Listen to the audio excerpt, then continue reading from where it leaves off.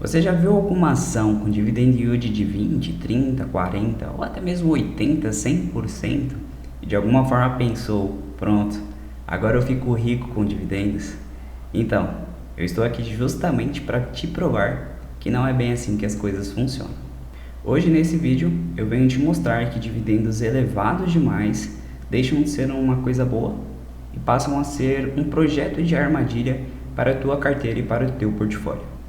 Bom, antes de tudo, dividendos são uma parte do lucro da empresa que são distribuídos aos seus acionistas, assim como juros sobre capital próprio e demais proventos distribuídos. Ou seja, o dividendo ele vem de uma fatia do lucro daquela empresa.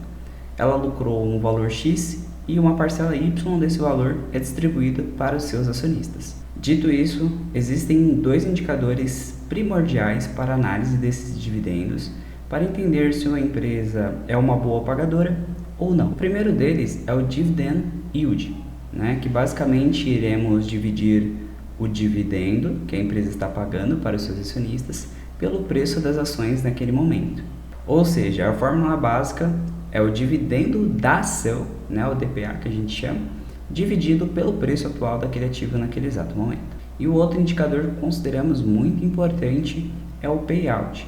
Matematicamente falando, nós estaremos dividindo o valor distribuído, ou seja, os dividendos, dividido pelo lucro líquido daquela empresa. No caso do dividend yield. No exemplo prático, caso a empresa tenha uma cotação aproximada de R$100, e ela distribua R$10 em dividendos ali naquele período por ação, nós podemos considerar que o dividend yield dessa empresa estará em 10%, dito que dividiremos R$10 pelo 100 da citada ação, apenas um exemplo. Ou seja, 10 dividido por 100, se a gente multiplicar após por 100, transformar em porcentagem, obviamente, teremos um dividend yield de 10%. Basicamente, na teoria é isso. Já o payout, se fizermos uma análise dele, nós teremos que dividir o dividendo pelo lucro líquido. Digamos que a empresa tem um lucro líquido ali de R$1.000 naquele determinado período. E a empresa distribuiu, desses R$1.000, 900. Ou seja, 900 foram designados para os seus investidores em forma de proventos. Isso significa que nós dividiremos e aí o numerador pelo numerador nós chegaremos no valor de 90%. Obviamente transformados em porcentagem também. E aí, fez sentido na sua cabeça? Tudo certo até aqui? Se não, pode comentar lá embaixo, hein? Vem comigo. E o problema aqui é que esse tal de dividend yield, ele pode variar.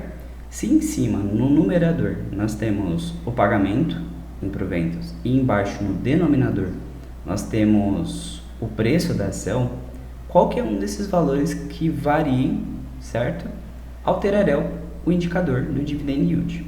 Então, caso o numerador, que é o pagamento, suba, esse indicador vai subir junto. E caso o numerador, que é os pagamentos, caia, natural que esse indicador dividend yield também caia. Então, se a empresa paga mais proventos, o indicador dividend yield será maior. E se ela paga menos, o indicador dividend yield será menor. Entretanto, porém, todavia, o que eu tenho para trazer aqui é que se nós prestarmos atenção, uma fração ela não tem só o valor acima, ela tem o denominador, que é o valor que fica abaixo. Ou seja, o denominador. E o denominador, nesse caso, nesse indicador, é o preço das ações. Então, pensa comigo. Se o valor do denominador sobe, o dividend yield ele naturalmente cai. Mesmo que o pagamento seja o mesmo. Quando o valor de um preço de uma ação ele cresce, o indicador dividend yield ele naturalmente cai. Agora, caso esse indicador tenha um denominador, ou seja, o preço caindo, você concorda comigo que o dividend yield ele vai ser elevado? Ou seja, teremos um dividend yield inflado que, em tese, muitos podem olhar de bate-pronto e achar que a empresa está pagando horrores. Mas não, ela pode estar pagando um valor ali que pode ser até bom, razoável ou ótimo, porém, alguma coisa chama atenção porque o preço dessas ações estão caindo. E para ter uma diferença gritante é porque essas ações desabaram e perderam muito valor. Ou seja, pode estar acontecendo algo muito grave com essa empresa, isso só não está aparente ali no seu valor. Ou seja, um dividend yield alto não só mostra que a empresa está pagando bons proventos, Nós precisamos analisá-lo a fundo, porque olhar apenas os números pode ser uma armadilha bizarra e pode acabar prejudicando muito o seu portfólio. O mesmo vale para o payout. O payout, como nós já mostramos, é a fatia distribuída em proporção ao lucro da empresa. Então, digamos que a empresa tem um lucro de R$1.000 e distribui esses R$1.000 para os seus acionistas. Isso significa que na divisão o número será igual a 1 multiplicado por 100, um payout de 100%. Ou seja, 100% do lucro da empresa foi distribuído aos seus acionistas, correto? Agora pense comigo, caso a empresa tenha um payout de 120%. Isso significa que ela está pagando todo o lucro líquido daquele período, ou seja, a empresa lucrou R$1.000. Ela vai pegar aqueles R$1.000 que entrou e já vai jogar para os seus acionistas, ok? Até aí, até tem uma tensão, mas pode ser algo saudável. Agora, tente imaginar uma empresa que está pagando 120% do teu payout. Aquele 100% veio do lucro. E os outros 20%? Como que faz? A empresa geralmente pega esse valor lá do teu caixa. Ou seja, a empresa vai pagar um payout que está acima do lucro daquele período. Ou seja, além do lucro daquele período, ela ainda vai lá buscar uma reserva que ela tem, tá? Por algum motivo, existem diversos motivos para isso acontecer, tá? Mas em todos eles existe um sinal de alerta. Dito que a empresa está pagando o que recebeu e ainda está pegando um valor que, em tese, deveria estar sendo usado para um outro pretexto. Isso pode indicar que a empresa já atingiu seu período de maturação, tem uma expectativa de crescimento.